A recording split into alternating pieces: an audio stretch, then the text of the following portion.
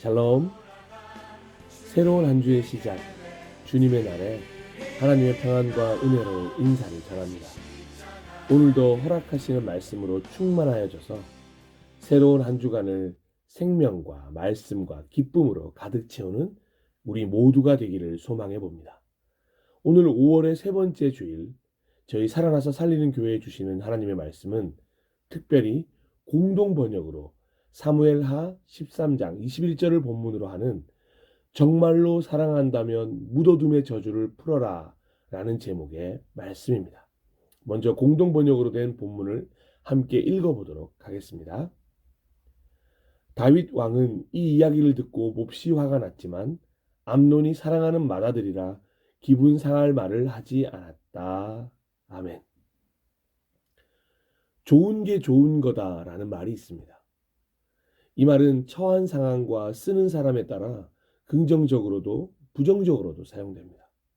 각종 포털 사이트에 이 글귀를 검색해 보면 역시나 호불호가 갈리는 말이기도 합니다. 그렇다면 여러분에게는 이 글귀가 긍정적이십니까? 아니면 부정적이십니까? 그리고 여러분은 이 말을 언제 어떻게 왜 사용하고 계십니까? 논어를 통해 공자는 좋은 게 좋은 거다라는 말에 대해서 이렇게 글을 하나 남겼습니다. 좋은 게 좋은 거라고 하는 이는 고상함의 가치를 손상시키는 인물이다 라고 말입니다. 저도 이 공자의 말에 적극적으로 동의합니다. 그리고 자연스럽게 성경을 기초로 하는 그리스도인으로서 이 말에 대해서 생각해 보게 되었습니다. 과연 그리스도인들에게 좋은 게 좋은 거다라는 말은 어떤 의미일까요? 긴 묵상 시간이 될 줄 알았는데 생각보다 답은 아주 간단하게 도출되었습니다. 하나님의 말씀을 따라 살아가는 그리스도인들에게는 언제나 이 말, 좋은 게 좋은 거다라는 말은 부정적이어야 합니다. 왜냐하면 신앙생활에서 이 좋은 게 좋은 거다라는 글귀는 묻어둠의 저주라는 녀석의 기초가 되기 때문입니다. 혹시라도 여러분의 신앙생활에서 좋은 게 좋은 거다라는 말이 사용되어지기 시작한다면 경계하셔야 할 때입니다. 말씀이 아니라 세상의 방법을 따르기 시작하는 첫걸음이기 때문입니다. 나도 모르는 사이 세상의 법칙이 나를 움직이기 시작합니다. 나를 점점 하나님과 멀어지게 만듭니다. 왜 그런 것일까요? 성경에 등장하는 수많은 사람들도 처음에는 이 묻어둠의 저주를 피하지 못했습니다.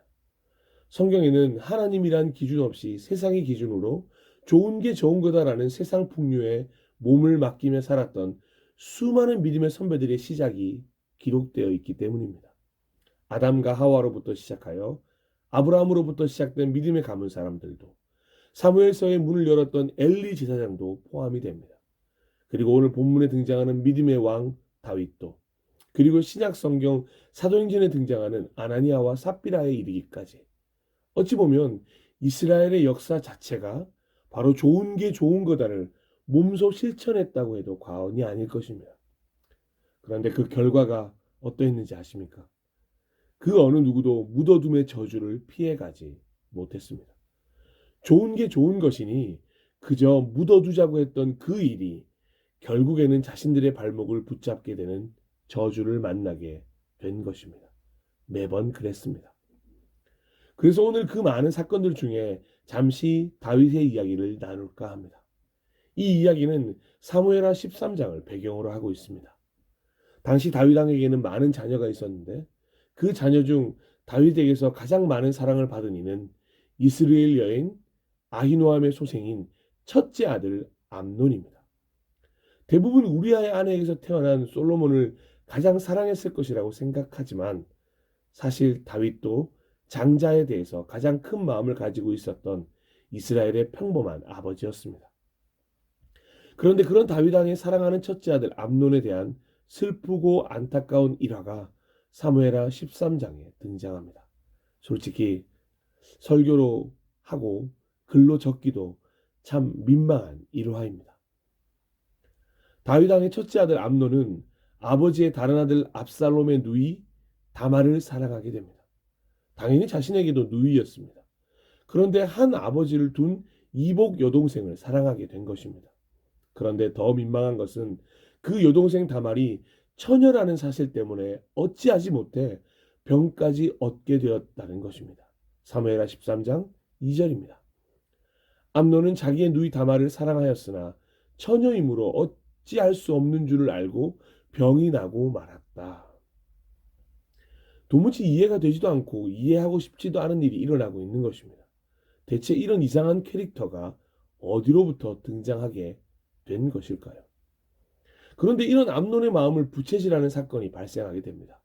이 모든 상황을 곁에서 지켜보던 암논의 사촌 친구로 다윗 왕의 형 시므아의 아들인 요나답은 간계를 내어 음모를 꾸미게 됩니다. 모두 다 똑같이 이상한 놈들, 천지입니다. 도대체 다윗 가문에 무슨 일이 있었기에 이런 아들들이 등장하는 것인지 모르겠습니다. 그리고 요나답도 답답합니다. 친구가 잘못된 길로 가면 따끔하게 조언을 해주어 정신을 차리게 해야지 간계라니. 유유상종, 암논보다 더한 요나답이 등장했습니다. 당연히 암논은 요나답의 간계를 듣고 기쁘게 동의합니다. 그래서 간계에 따라 병에 걸린 척하며 아버지 다윗의 문병을 받게 되었습니다. 그때 암논은 아버지 다윗에게 이렇게 요청하게 됩니다. 사무엘하 13장 6절입니다. 그리하여 암논이 침상에 누워서 병든 채 하고 있으니 과연 다윗 왕이 그를 문병하러 왔다. 그때 암논이 왕에게 요청하였다. 누이 다말을 보내주십시오. 제가 보는 앞에서 누이가 맛있는 빵 몇 개라도 만들어서 그것을 저에게 직접 먹여주게 하여 주십시오. 자신이 사랑하는 아들의 부탁을 당연히 수락한 다윗입니다. 이상하다고 한 번이라도 생각할 수 있었을 터인데 아무런 의심도 하지 않은 듯 곧바로 다말에게 사람을 보냈습니다. 결국 간계대로 암논과 요나답이 생각했던 대로 다윗을 통해 다말이 자신에게 병문안을 오게 만들었습니다. 그리고 암논은 병문안을 온 다말을 결국엔 자신의 침실로 끌어들여 동침하는 악한 일, 바보짓을 하고 말았습니다. 이스라엘에서 아주 정신 빠진 사람들 가운데 하나와 똑같은 일을 하는 것이라는 다말의 말을 들으면서 왜 다윗과 밧세바가 떠오르는 것일까요? 여하튼 이런 말도 안 되는 일이 벌어지고 말았습니다. 그런데 더욱더 다말을 불쌍하고 비참하게 만든 것은 그렇게 동침하고 나니 암논의 마음이 180도 달라졌다는 것입니다. 그렇게 욕을 보이고 나니 암논은 갑자기 다말이 몹시도 미워졌다. 이제 미워하는 마음이 기왕에 사랑하던 사랑보다 더하였다. 암논이 그에게 당장 일어나 나가라고 소리를 버럭 질렀다. 읽으면서도 너무도 괴로운 구절입니다. 화가 나는 구절이기도 합니다. 어떻게 이런 기록이 성경에 등장하는지 도무지 이해가 가지 않을 정도입니다. 그렇게 암논에게서 쫓겨난 다말은 돌아가 자신의 친오빠 압살롬에게 이 사실을 알렸습니다. 그리고 결국에는 다윗 왕도 이 사실을 알게 되었습니다. 아무리 의분남매이긴 하지만 한 가정 안에서 절대 일어나서는 안 될 일이 일어난 것입니다. 그리고 훗날 압살롬은 자신의 동생 다말에게 욕을 보인 암논을 죽이는 데까지 사무엘하 이야기는 안타까운 진행을 이어가게 됩니다. 어떻게 이런 일이 일어날 수 있는지, 왜 성경은 이런 일까지 세세하게 기록하고 있는지 아십니까? 바로 묻어둠의 저주를 보여주기 위해서입니다. 좋은 게 좋은 거다라며 해결하지 않고 그저 묻어둠으로 인해 일어난 저주라는 사실을 바로 사무엘하 13장 1절을 보면 알 수 있습니다. 사무엘하 13장은 이렇게 시작됩니다. 그 뒤에 이런 일이 있었다. 아멘. 여기서 이런 일이란 바로 사무엘하 11장, 12장에서 일어난 이야기를 의미합니다. 잘 아시는 것처럼 사무엘하 11장, 12장에는 다윗이 우리아의 아내와 동침하고 우리아를 죽이고 나단이 찾아오고 아이가 죽고 우리아의 아내를 자신의 부인으로 삼고 솔로몬을 낳은 일련의 이야기가 기록되어 있습니다. 그 뒤에 이런 일이 있었다라는 말을 깊게 생각해 보시기 바랍니다. 이 구절은 그냥 아무렇지 않게 기록된 것이 아닙니다.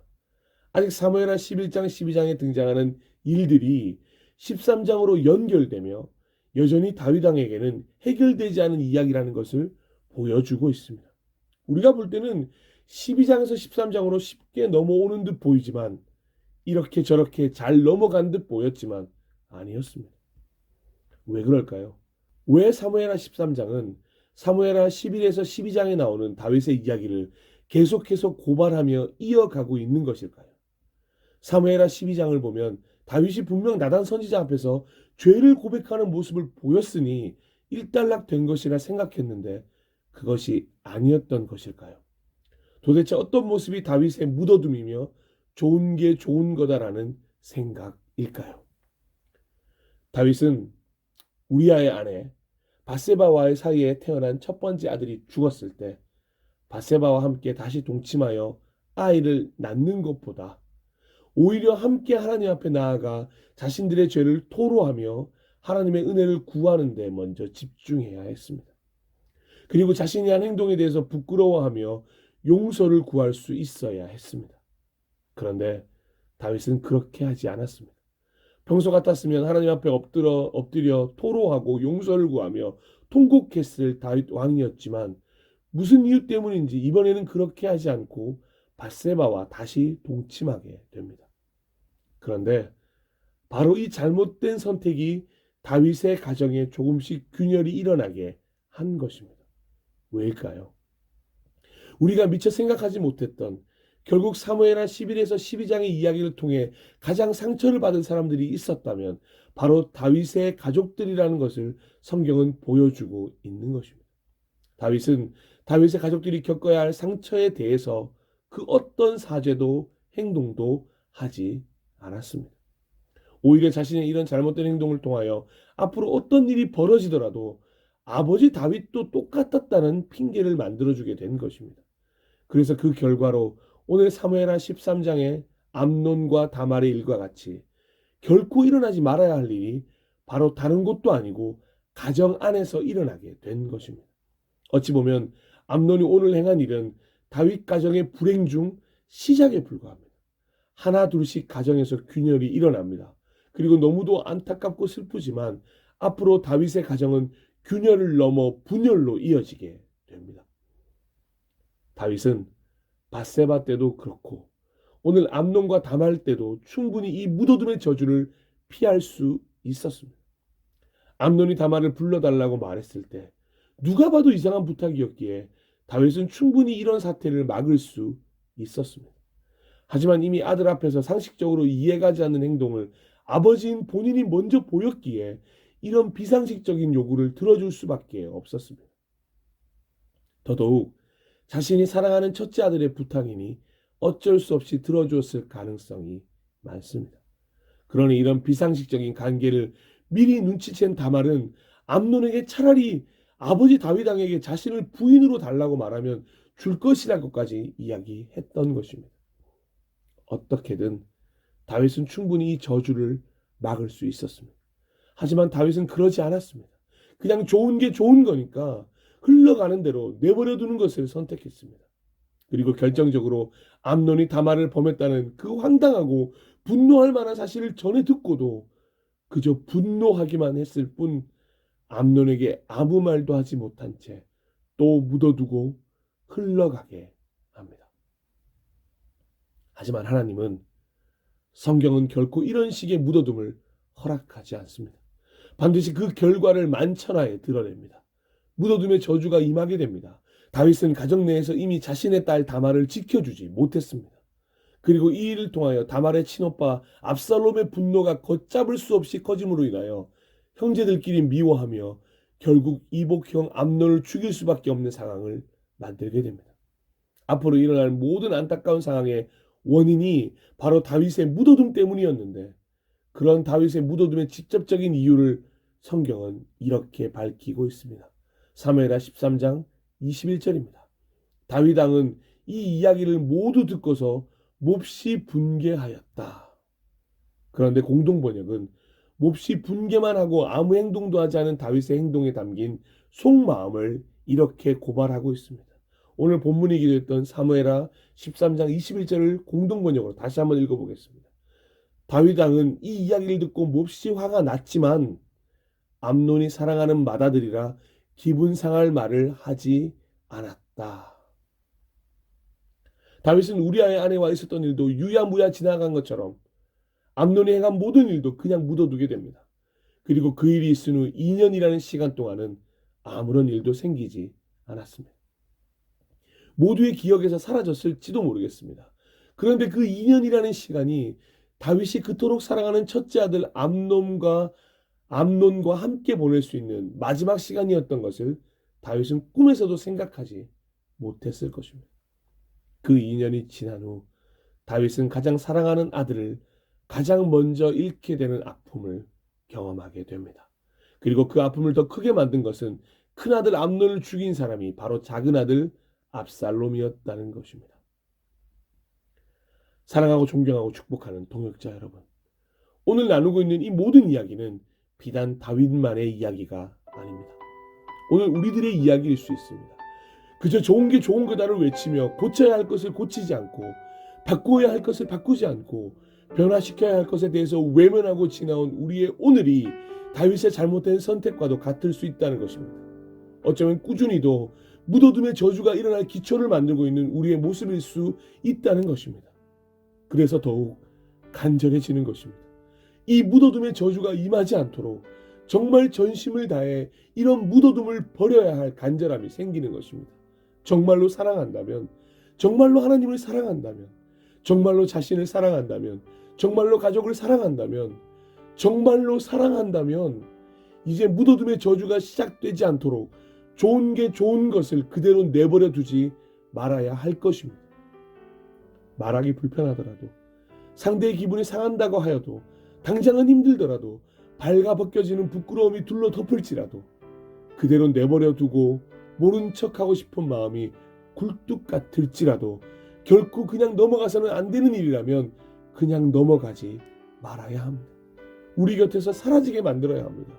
어떠한 잔상도 남지 않도록, 어떠한 흔적도 남지 않도록, 어떠한 모양이라도 악이나 죄는 반드시 버려야 합니다. 데살로니가전서 5장 22절은 우리를 이렇게 권면합니다. 악은 어떤 모양이라도 버리라. 아멘. 사랑하고 존경하고 축복하는 동역자 여러분, 그리스도인이라면, 정말로 사랑한다면 이제 묻어둠의 저주를 풀어주셔야 할 때가 왔습니다. 혹시 너무 긴 시간 동안 내버려둔 묻어둠이 있으시다면 이제 꺼내어 과감하게 이별해야 할 때입니다. 너무 사랑해서 오히려 진심을 전하지 못했다면 이젠 진짜 마음을 보이실 때입니다. 그렇지 않으면 여전히 해결되지 않은 채 우리를 괴롭히는 트라우마가 될 것입니다. 반드시 그리스도인으로서 우리 입에 남아있는 좋은 게 좋은 거다라는 말을 지우셔야 합니다. 좋은 것은 하나님의 말씀이어야 합니다. 그러니 하나님의 말씀만 남기면 됩니다. 하나님의 말씀이 좋은 거다라고 말하며 진정 진리를 통한 자유함을 시작하시는 우리 모두가 되기를 간절히 소망합니다. 이제 그만 올무에서 벗어나 자유롭게 날아가야 할 때입니다. 과거를 정리하고 미래로 나아가야 할 때입니다. 그러기 위해서 버려야 할 것은 반드시 버리고 해결해야 할 일은 반드시 해결해야 합니다. 아프다는 이유로 아주 작은 암덩어리를 도려내 치료하지 않고 방치한다면 암은 곧 전이 되어 더 큰 암덩이가 되어 우리를 처음보다 훨씬 더 힘들게 만들고 죽게 만들 것입니다. 더 늦기 전에 도려내 치료해야 합니다. 마지막으로 바로 이런 굳은 결심으로 절대 묻어둠을 허락하지 않은 이들에 대한 기록을 함께 나누도록 하겠습니다. 바로 에베소 교회를 향한 예수님의 칭찬입니다. 요한계시록 2장 2절에서 3절입니다. 나는 내가 한 일과 내 수고와 인내를 알고 있다. 또 나는 내가 악한 자들을 참고 내버려둘 수 없었던 것과 사도가 아니면서 사도라고 자칭하는 자들을 시험하여 그들이 거짓말쟁이임을 밝혀낸 것도 알고 있다. 너는 참고 내 이름을 위하여 고난을 견디어냈으며 낙심한 적이 없다. 아멘. 함께 잠시 기도하도록